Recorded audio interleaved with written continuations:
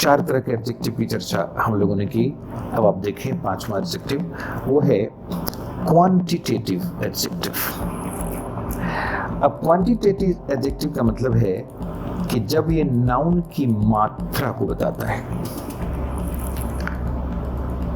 जैसे little, much, all, some, enough, sufficient, no, none, most, ये जो हैं ये सब के सब क्वांटिटेटिव एडजेक्टिव हैं। ये नाउन की मात्रा को निश्चित करते हैं, उसकी तरफ इशारा करते हैं। तो अब जैसे लीड, अब कुछ इसमें है, कुछ ऐसे भी इसमें क्वांटिटेटिव एडजेक्टिव हैं जो केवल अनकाउंटेबल नाउन को क्वालिफाई करते हैं या उसको, अब जैसे लिटिल है और मच है। अब लिटिल और मच का प्रयोग आप जब करेंगे तो अनकाउंटेबल नाउन के साथ करेंगे, लेकिन ऑल है, सम है, इनफ है, फिर आपका नो है, नन है, मोस्ट है, ये ऐसे हैं जो मात्रा के लिए भी प्रयोग होते हैं और संख्या के लिए भी प्रयोग में आते हैं। ये मात्रा में तो आते ही हैं, इसलिए इसको क्वांटिटेटिव एडजेक्टिव्स के हिस्से में रखा गया है।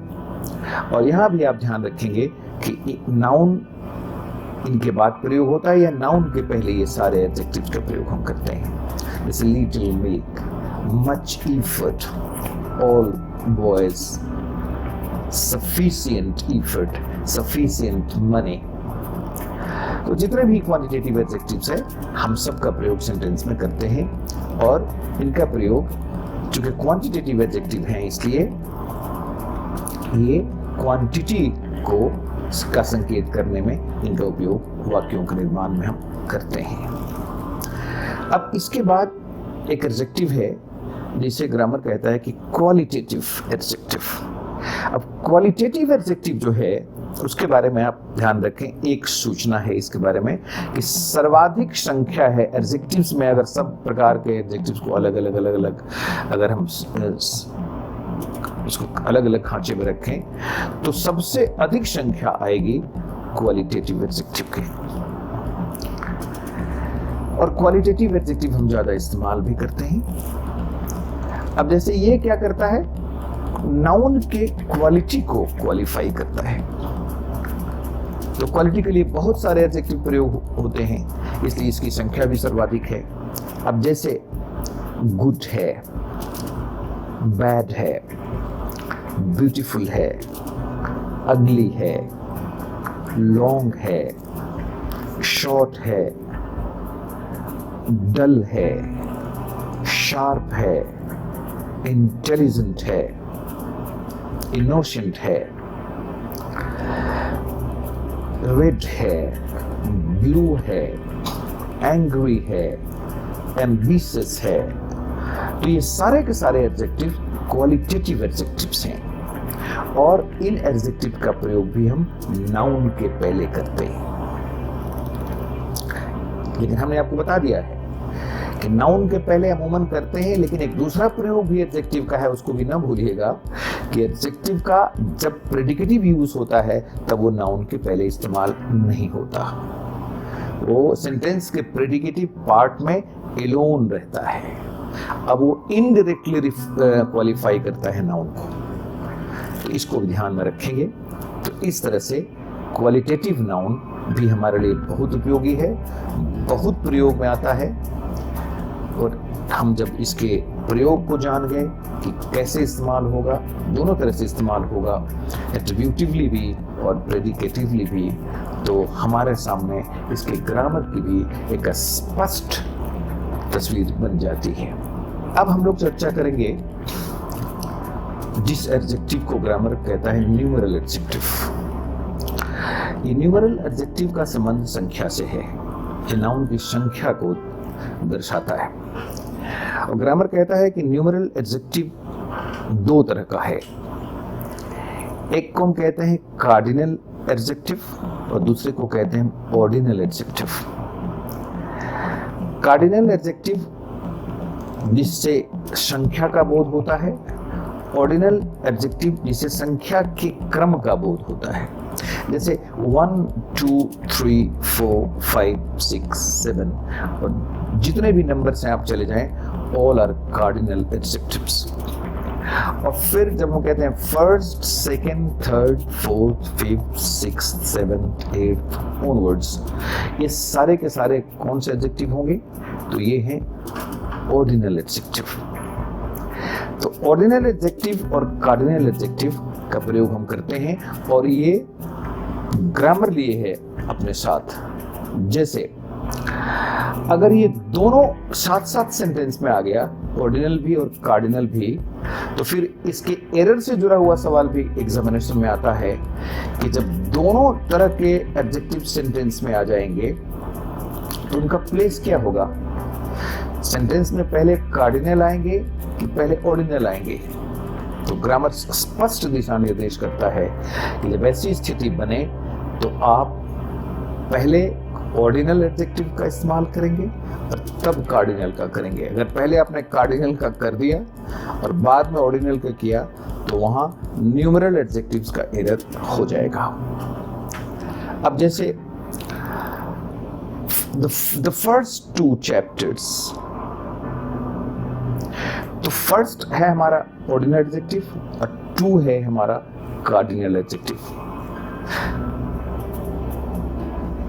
तो आ गया, पहले आ गया हमारा ऑर्डिनल, तब आया कार्डिनल, और यही क्रम हर जगह होगा।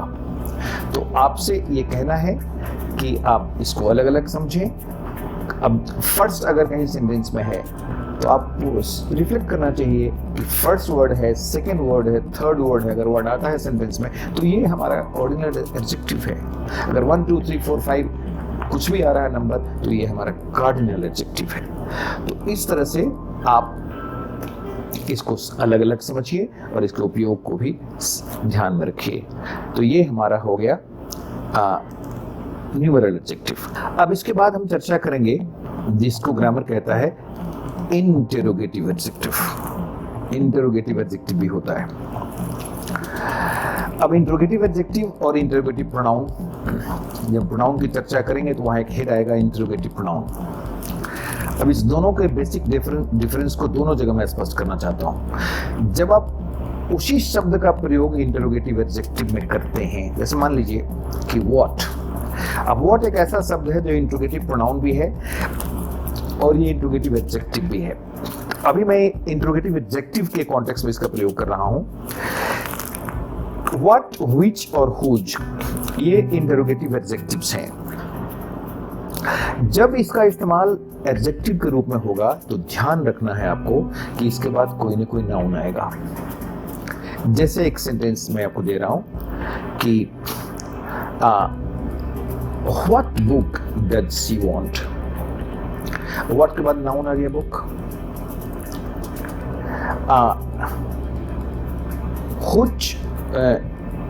Whose house is this. अब हुज के बाद फिर आ गया हमारा हाउस। फिर which pen do you like. तो विच के बाद फिर पेन आ गया।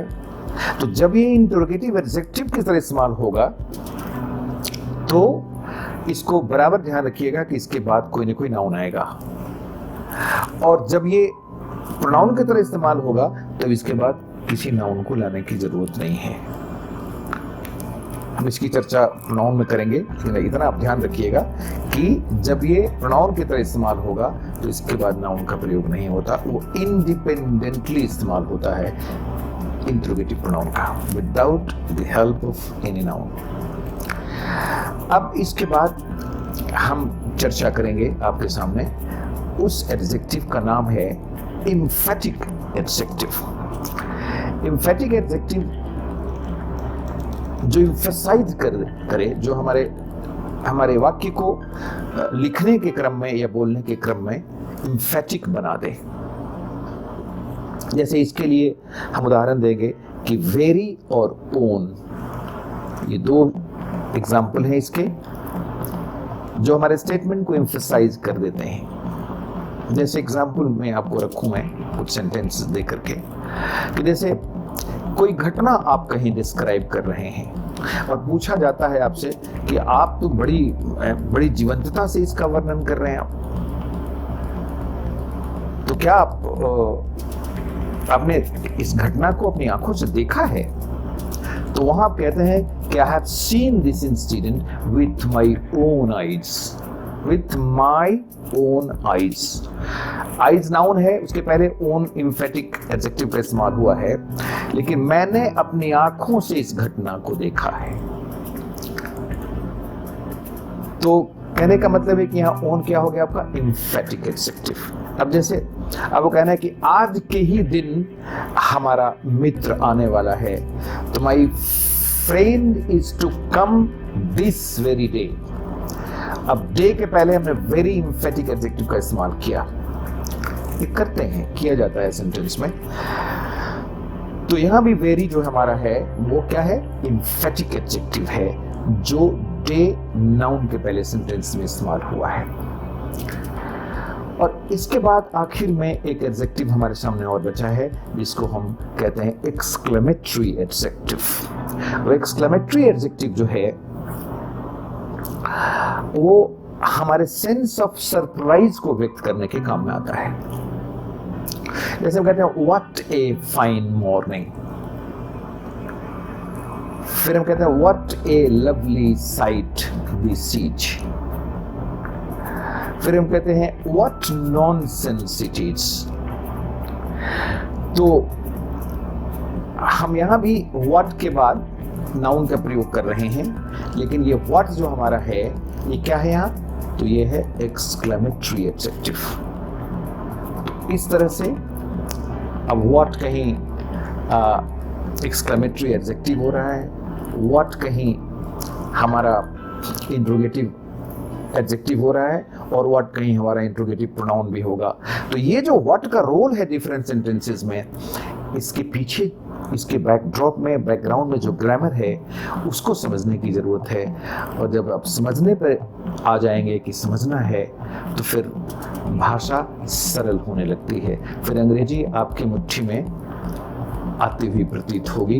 तो इस तरह से हम लोगों ने डिफरेंट काइंड्स ऑफ एडजेक्टिव्स को ध्यान में रखा, और इसको हमेशा बाय नेम आप जाने, पहचाने, इससे परिचय बढ़ाएं, ताकि सेंटेंस में या आपके किसी क्वेश्चन में, आप वन डे एग्जामिनेशन की कंप्रीहेंशन में डिफरेंट एडजेक्टिव जहां तहां इस्तेमाल होते हैं, अगर आप आइडेंटिफाई ही नहीं करेंगे तो कंप्रीहेंशन को प्रॉपरली कंप्रीहेंड नहीं कर सकते उस पैसेज को। तो मेरा आपसे कहना है कि आपको पता भी नहीं चलेगा कि एडजेक्टिव का ज्ञान आपको एग्जामिनेशन में कहां कहां अफेक्ट कर रहा है, लेकिन इससे बहुत ज्यादा लाभ स्टूडेंट को होता है। हमारी सलाह है कि आप इसको नजरअंदाज न करते हुए इसकी बारीकी को समझने में लग जाएं।